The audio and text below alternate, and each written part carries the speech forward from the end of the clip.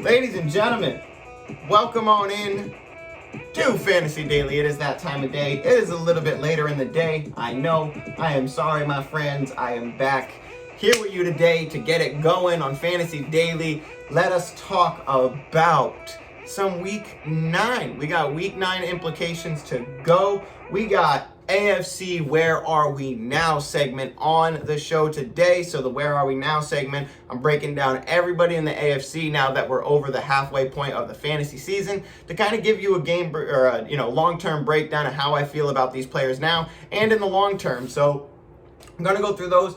As always, I got news on here, and we got, of course, Thursday Night Football tonight, so I'm going to go through that game and break down my thoughts on your fantasy implications going into that game, including one player that I love regardless, and if you're a fan of the show you watch all the time, you already know who that player is going to be. It's not Jonathan Taylor. That one's an obvious one, but if you watch the show, I've been talking about him for a couple weeks, so we're going to talk about him today as well. But let us get right into it first with the news, because we got a lot today. We got quite a bit today, and it's going to affect you today. It's going to affect you Sunday, and it's going to affect you for the entire week for your W's or your L's, but you tuned into Fantasy Daily, so we're getting some W's here. Everybody, James Robinson still not practicing. Now, this is a big one for me. I was confident he was going to play. I do still feel like he's one of those players that does not need a full week of practice to start the game, but even if that is the case, I don't expect James Robinson to be somebody that gets a full workload. As we saw at the beginning of the year, it was tough for him to get away from Carlos Hyde, and if he's limited, they're going to run Carlos Hyde a ton. So for me personally, I would already start trying to move away from James Robinson. My friend in one of my leagues was talking about how he has Michael Carter, and he would, was kind of thinking about it, and I would absolutely start Michael Carter over James Robinson, despite the fact that they're playing Indianapolis. The volume's there for Michael Carter. We're going to talk about him later, but I definitely would rather start somebody else right now over James Robinson, because even if he does start in that game, I don't think there's a reality where he's not limited. So got to keep that into consideration when you're rolling into this Week 9. Elijah Mitchell back at practice, which is good. There's Jeff Wilson news surfacing. I don't think we see him this week. I'm not 100% sure on that. I should probably check back into that. But I don't expect much for Elijah Mitchell as far as, I'm sorry, I don't expect much from Jeff Wilson as far as this week goes. So Elijah Mitchell managers, if you do have him and you're kind of relying on him this week, just keep an eye on it. Make sure that you have a backup just in case. And if it looks to be a 50-50 committee, that's even worse for Elijah Mitchell. You need to have him out in the front. And with any injury concerns, I don't imagine that he's completely out in front. So if you have a good pivot, like, let's go back to Michael Carter. If you have a good pivot like him, Jeremy McNichols, I would definitely play them over somebody like Elijah Mitchell going into the week, just because I don't want to play with the concerns. I don't want to, take the chance, especially this late in the season. Still no OBJ at practice. So we talked about this a little bit yesterday, I believe, where OBJ was asked to stay home. Never good when you're asked to stay home. Second day in a row, asked to stay home.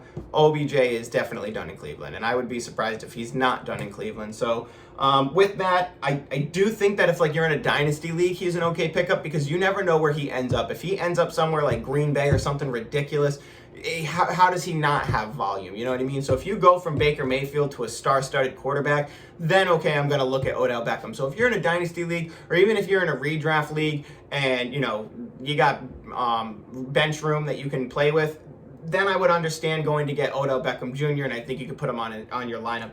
Me personally, I've been completely against Odell Beckham Jr. for a long time, but that had a lot to do with the Browns. That had a lot to do with his injury concern. The consistency wasn't going to be there, and that's what I was worried about. But now when you have somebody like Odell Beckham, who he does look a little bit washed, but we have seen in the past where they go to a different team and they have a bit of rejuvenation. So I don't know if there is a stigma there between Baker Mayfield and Odell Beckham that's causing this, but could be that if he goes somewhere else, he has value. So I don't hate rostering him as much as I've hated him in the past. And I think that if you do have bench room and you can afford it, especially if you're in a dynasty league, go ahead and trade low for him and see what happens, something like that. So that's only for dynasty league for the trades. Don't trade for him in redraft. Davante Adams, he is back at practice. He was back in the facility. I don't know if he was at practice. Don't quote me on that. I kind of skimmed through that, but I did see that Davante Adams is back at the facility. They expect him to be good to go. So all the Davante Adams managers, be happy. He's coming back. You're going to be good to have him this weekend. Even with Aaron Rodgers out you never ever move away from Davante Adams. Davante Adams is one of the only like 4 wide receivers in the league that are absolutely quarterback proof. So Davante Adams without Aaron Rodgers, doesn't matter. You roll him out there, he's still wide receiver 1 material. David Montgomery, he is coming off the IR, so follow up those updates. I don't expect him to, maybe not even play in this game or be the bell cow in this game, so you probably still can roll out Khalil Herbert. I would definitely want to play Khalil Herbert even if David Montgomery is in, so you can roll out both of them. If you are desperate and they say that David Montgomery is in, that's when you start him. But I would definitely be trying to start somebody else if I have David Montgomery. I'll wait on him next week. I don't want to see this week. I'd rather play Khalil Herbert for sure. Quads, he is on COVID, but they are hoping it is a false positive. So Saquon Barkley is on the COVID IR, but they're hoping it's a false positive and he will be able to play. So one thing after another for Quads. If it's not injury, it's COVID. So hopefully he can come back this week. CeeDee Lamb sprained his ankle in practice, and this you need to be worried about. I am a CeeDee Lamb manager in a lot of leagues. I think that, well, maybe I traded him. Never mind. So only one league I have CeeDee Lamb, but still. CeeDee Lamb sprained his ankle in practice. You got to keep an eye out for that. I've gotten quite a bit of Dalton Schultz questions this week, so I do want to say that I do like Dalton Schultz in this game. Amari Cooper's still kind of injured. CeeDee Lamb popped up with a new injury. Blake Jarwin's probably going to be out. Dak Prescott should be back, so I do like Dalton Schultz in this matchup. There's one league that I have, a deep league, and I'm starting him and Mo Alley-Cox and Travis Kelce in my double flex league. So going heavy at tight end in that league, but I definitely like Dalton Schultz a lot in that game. Like I said, he's more than just a tight end. He's a locker room leader. They love him on the offense. He clicks with them. So love Dalton Schultz. Noah Fant, he is on COVID IR, but he still has a chance to test negative before the game. So just keep an eye on that. And if you have room to find a pivot, go ahead and put him on your bench. But if you don't, keep an eye out on the waiver wire, and you might have to do something, last minute. Hopefully your league allows COVID IR spots, your players to hit IR if they're on COVID. And if they don't, tell your commissioner that should be on there. That's foul play. If you have an IR spot in your league and COVID's not allowed on it, that's child's play. That's child's play. Get somebody to change that. Kenny Golladay, back at practice. You can monitor that, but I'm still going to stay with Kadarius Toney and Darius Slayton over Kenny Golladay. Kenny Golladay is definitely in the category of I believe it when I see it, and as much as I want to, put you in my lineup because you're Kenny Golladay, you scare me, buddy. You scare me. So I'd still rather have Kadarius Toney and Kenny Golladay over there. All right, let us move on to the game breakdown and for Thursday Night Football. And since it's a game breakdown, I got to play my sound just because I love it so much.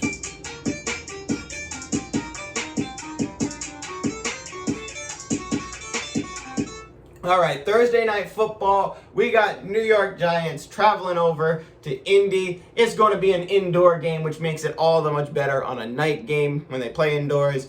You ain't got to worry about the cold, you ain't got to worry about the wind, you ain't got to worry about nothing. You can just watch the football game, which I'm psyched about. Mike White is going to get the start in this, so Joe Flacco must be miserable. Can we just talk about that real quick? So who would want to get traded back to the Jets? And then not only that, but after an injury, you're not even the interim starter until Zach Wilson gets back. Some guy named Mike White, who's in his 5th year and never really had crazy, things.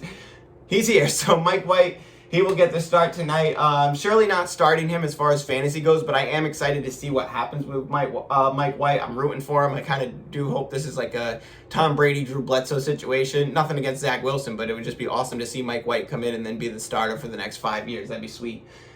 So the guy that I said we were going to talk about, the player that I said we were going to talk about, that's Michael Carter. I like Michael Carter a lot in this game and going forward. I said this week on the waiver show that Michael Carter was my waiver 1 despite Derrick Henry going down and everybody chasing down Jeremy McNichols and Adrian Peterson. I'd rather have Michael Carter. Jerry McNichols should be okay. I'm high on him as well, but still, I like Michael Carter. I like him even better when he's in the game with Mike White. So Mike White loved dumping the ball off to him last week, so that's why I like him a lot in this game. I do think that we can see that again. I think that we're going to see that again. Corey Davis is likely out for this game. He's super, super doubtful.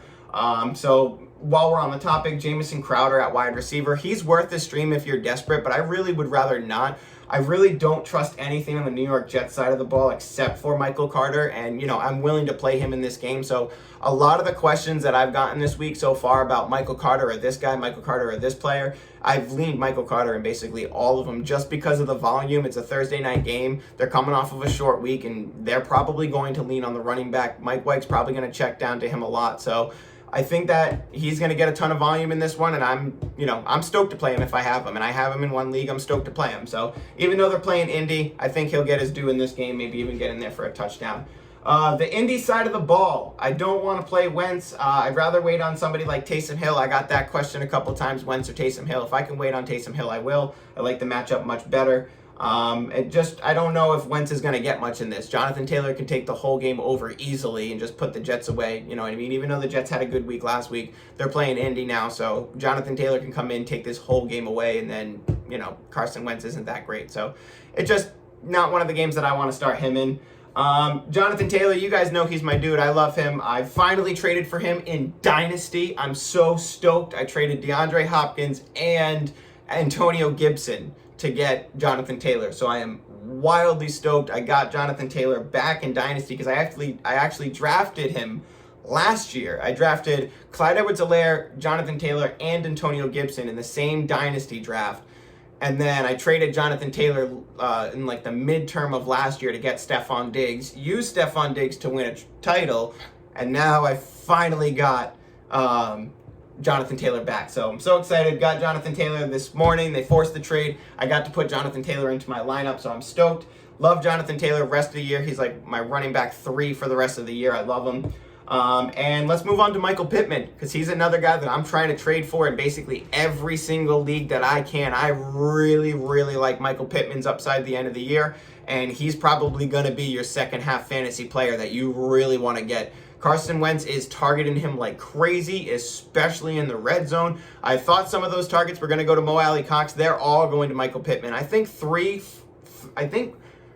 out of 4 it was red zone targets in a row from Carson Wentz were to Michael Pittman. So when you have that kind of red zone work and Carson Wentz clearly likes throwing to him, it's hard for me to move away from that. But I love Michael Pittman. I've been trying to trade for him everywhere. And if you can go get Michael Pittman right now, I definitely would. You're probably going to have to pay up to get him because he's had a really good couple of weeks. He hasn't had many down weeks at all. The one down week that he really had was when Carson Wentz got his butt kicked by Houston. He only threw he only completed 11 passes that game. So there's only really one down game on Michael Pittman's a season so far. So you're gonna have to pay the price for him. But if I can get away with a 2 for, like, give up 2 people, a running back and a wide receiver that I'm kind of deep at, to go get Michael Pittman, I absolutely would. So love Michael Pittman, love him in this matchup, gotta play him. I'll throw Mo Alley Cox in there if I have to, just hoping that some of those red zone targets do go to him and then he sneaks in for a touchdown. So every week Mo Alley Cox is a great streamer,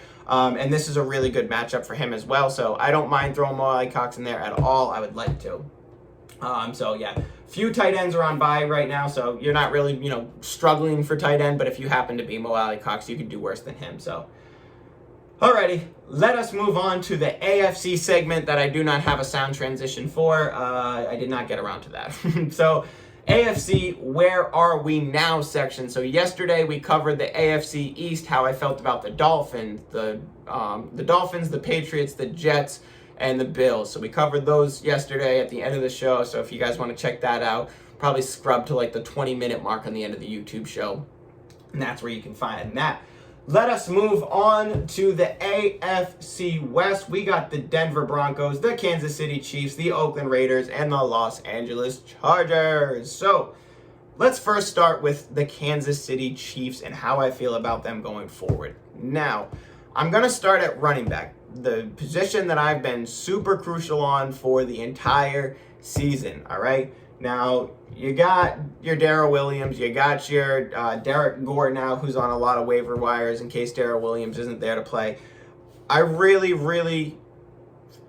want to see what happens with Clyde Edwards-Helaire the first few weeks after he's back, because the way that I saw the run game evolve the last couple of weeks with Patrick Mahomes and the offense kind of struggling, I do think there's a reality where Clyde Edwards-Helaire value that he was and like the perception that I had of him, where I really don't like him as a running back 1. He's a running back 2 at best. And he really never offered running back 1 upside. So that was kind of my perspective on Clyde Edwards-Helaire. But with the way that the team has been struggling in the passing game, I think they feel, and you've kind of seen it with Darrell Williams, that they needed to open up the running game a lot more. So I'm interested in seeing what happens with Clyde Edwards-Helaire. So if you are desperate at running back, I wouldn't hate trading low to go get Clyde Edwards-Helaire. I know I wrote him off before, but like I said, it's adapt or die in fantasy football. I'm okay with dying on a mountain and saying I was wrong, whatever, blah, blah, blah, flipping it over and saying, all right, now I'm back. So I'm back on Clyde Edwards-Helaire. I'd be back on Odell Beckham if he gets to a team where I really want to see, him with Aaron Rodgers, him with, Russell Wilson, him with, I almost said Baker Mayfield, Joe Burrow, something like that. So it depends on, the situations that are occurring. So with Clyde Edwards-Helaire, the situations that we're seeing with the run game in Kansas City, I don't hate him as much as I did before. So with that being said, I don't hate going to trade low for him right now, and I don't oppose people doing that. So that's my thoughts on the running back situation in Kansas City. Moving on to the tight end situation, you really can't say much more. It's Travis Kelce. He's a boss. You keep it rolling. The wide receiver situation, it's going to be a long time before you see my wide receiver situation opinions change in Kansas City. It's Tyreek Hill or bust, and the rest of everybody else on the roster is really hit or miss, flip a coin. You're praying for a touchdown at one of these games.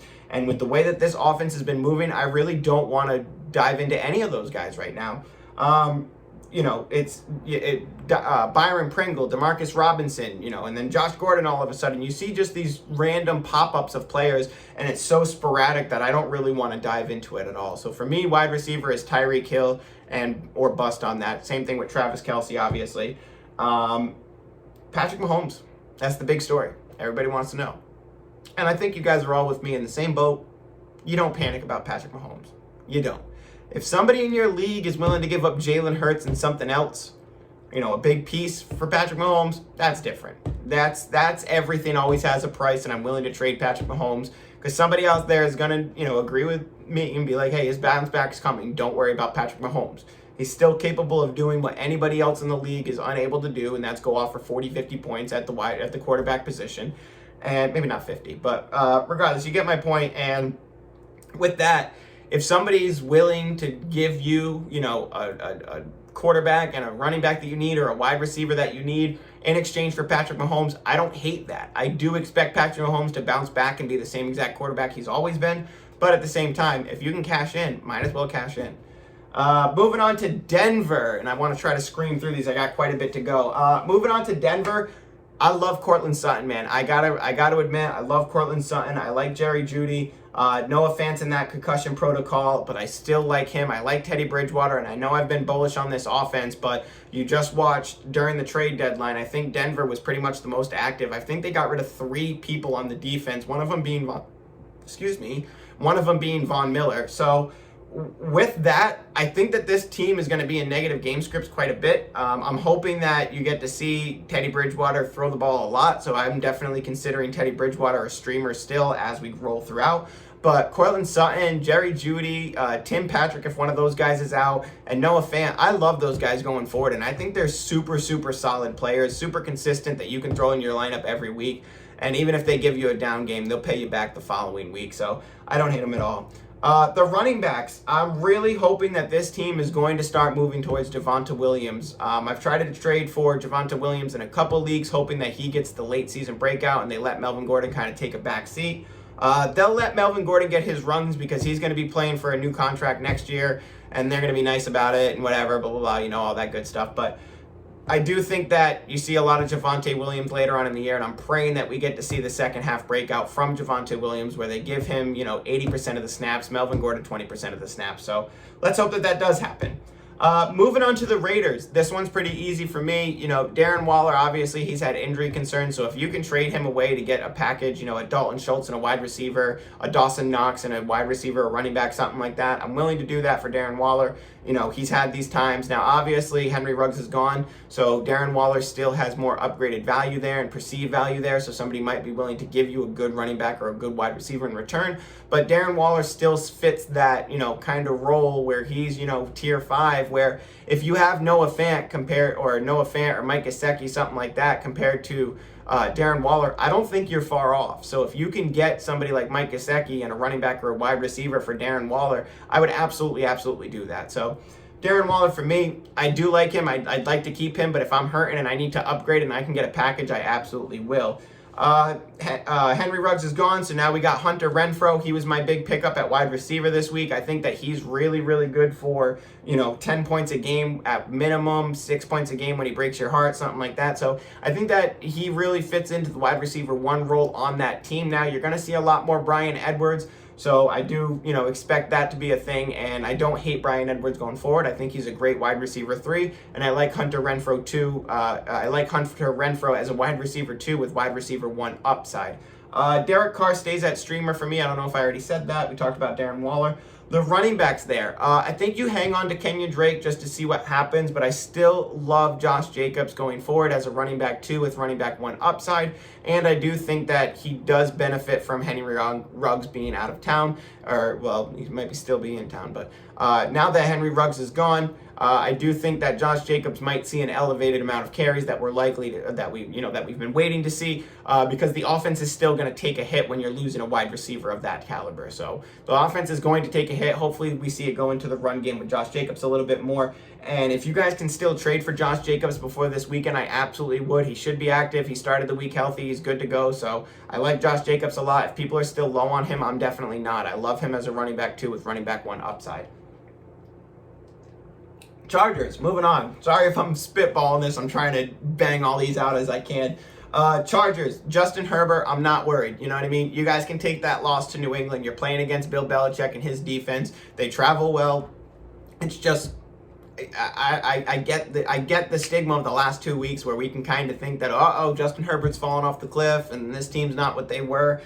I'm going to stay the course and think that this team could definitely bounce back. Keenan Allen, like we said, he is a second-half player almost every single year. I think he's already got a Comeback Player of the Year award, but he's always been a second-half player. I like Mike Williams still going forward. This should be a huge bounce-back week for Mike Williams.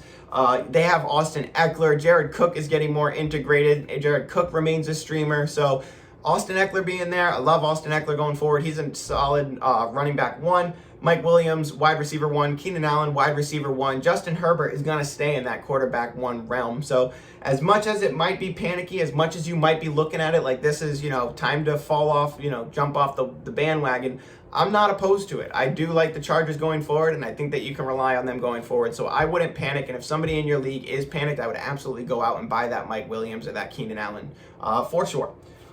Moving on to the AFC North. We covered that, right? Denver, Chiefs, Raiders, Chargers. Yeah, we covered that. So moving on to the AFC North, we got the Ravens. Now, the big story basically for the entire year is still the same story that we're hearing right now, or I've heard a little bit of. It's dwindled out a little bit, especially since their last game before the bye week on Baltimore. But that's Marquise Brown versus Rashad Bateman. Now, I have, in the past said that this team can sustain both these wide receivers, and I do believe that throughout the remainder of the season, they'll be able to sustain both these wide receivers. Now, you're going to get your heartbreak games from Marquise Brown. You're going to get your heartbreak games from Rashad Bateman. Now, I do believe the Rashad Bateman games are going to be a lot worse than the Hollywood Brown games when he has down games, but I don't hate playing both of these guys. And if I'm hurting at wide receiver, I don't even hate playing both these guys in the same game on the same week.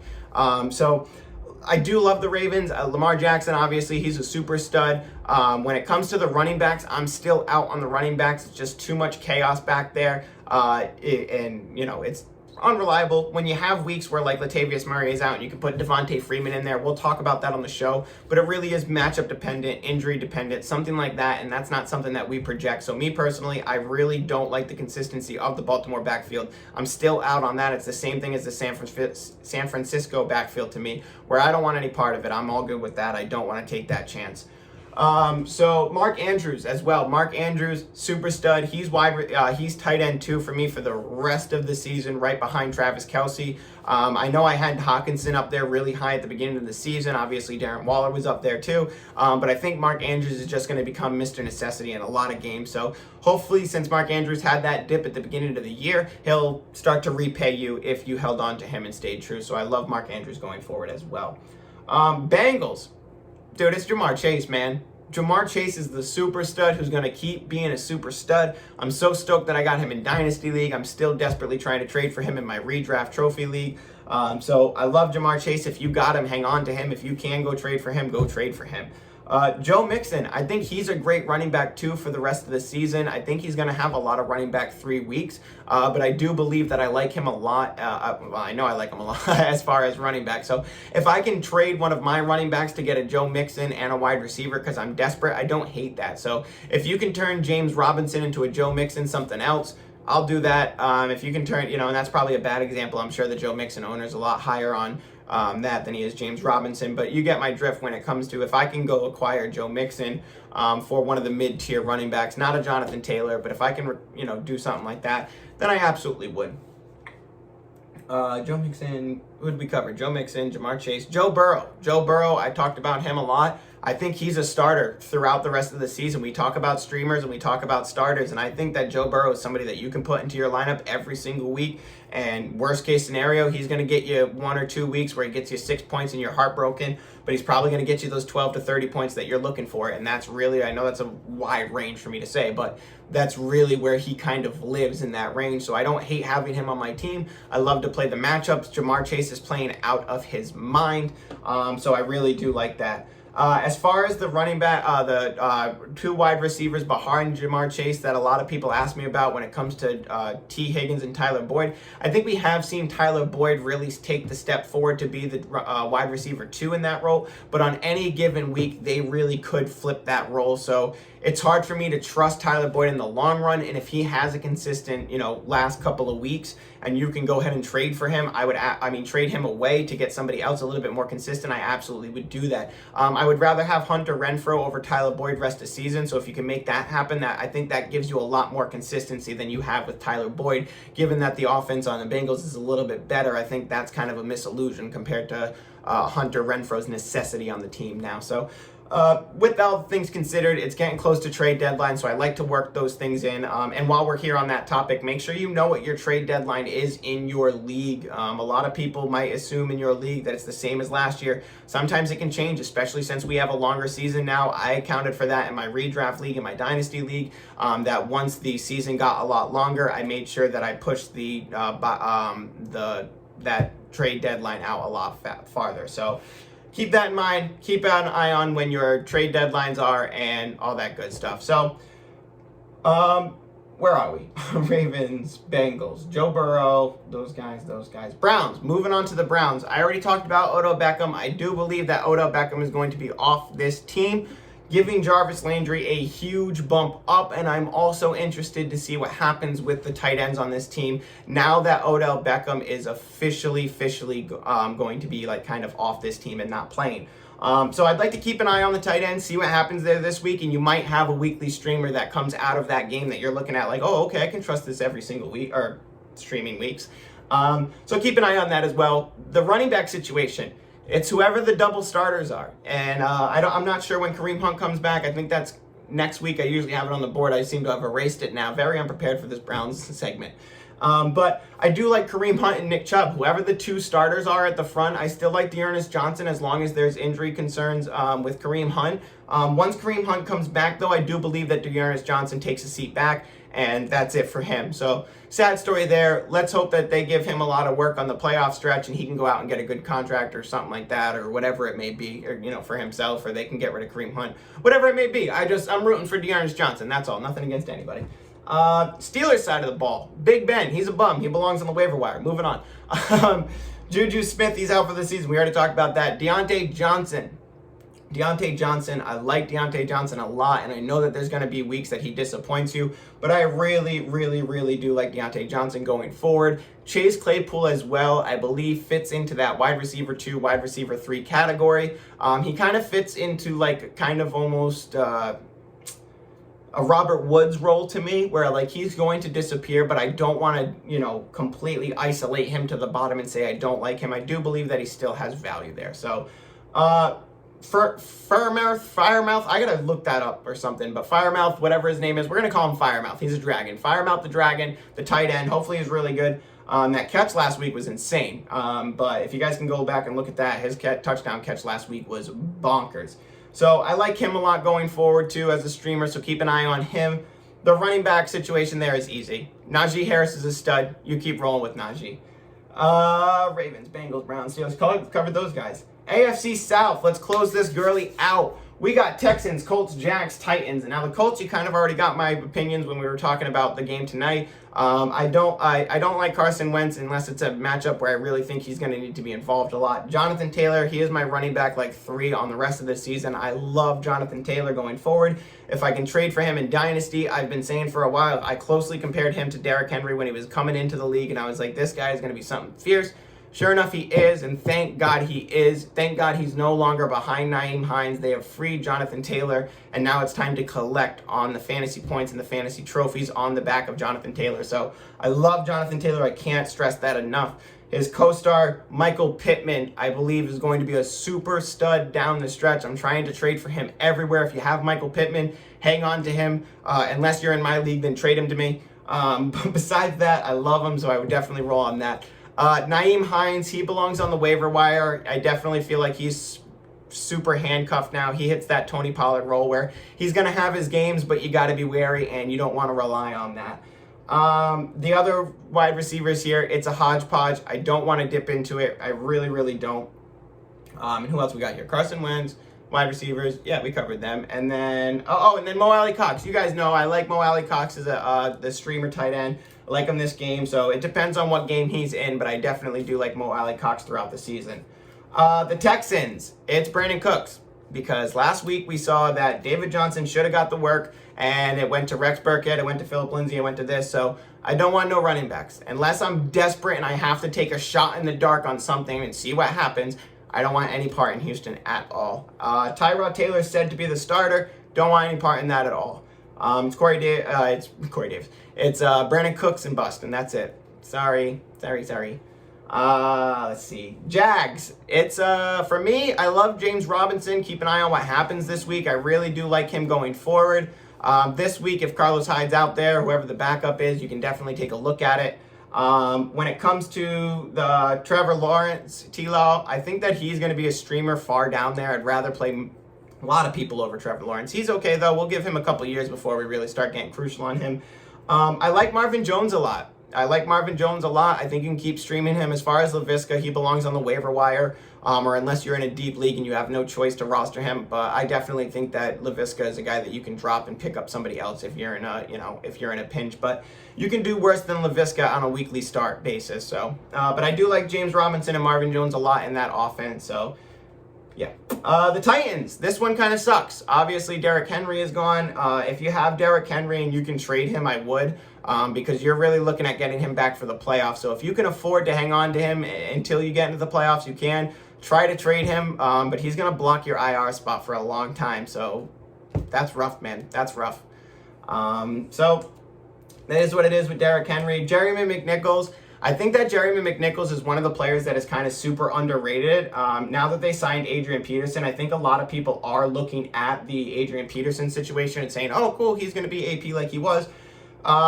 It's tough for me to say that. I root for Adrian Peterson. I love Adrian Peterson. He was one of my favorite players when I first started watching football. But as far as him coming back and taking the spot right from Jeremy McNichols, I don't think that's going to happen. I'm really excited to see Jeremy McNichols. I think he's a lot better than we're giving him credit for. So hopefully he can, give you the points that you need. He's not going to be Derrick Henry, but I think he's going to be a fair back. He's going to be a fine starter, running back 2, and he might even offer running back 1 upside. So I'm excited to see what happens with him as well. AJ Brown, super stud. I love AJ Brown going forward. God, do I love AJ Brown going forward. If you can get AJ Brown, he's in my top 3 wide receivers for the rest of the season. So I love AJ Brown. You got to go grab him if you can, or hang on to him if you got him. Ryan Tannehill, super streamer. He's a super streamer that I really don't want to roster, and I only want to play him depending on the weeks there. The tight ends, hodgepodge that I don't want any part of. So that's the show, babies. I love y'all so much. Thank you for tuning in. Trying to still keep this thing short and sweet. I will be back tomorrow with another show for you. This has been the AFC Where Are We Now segment.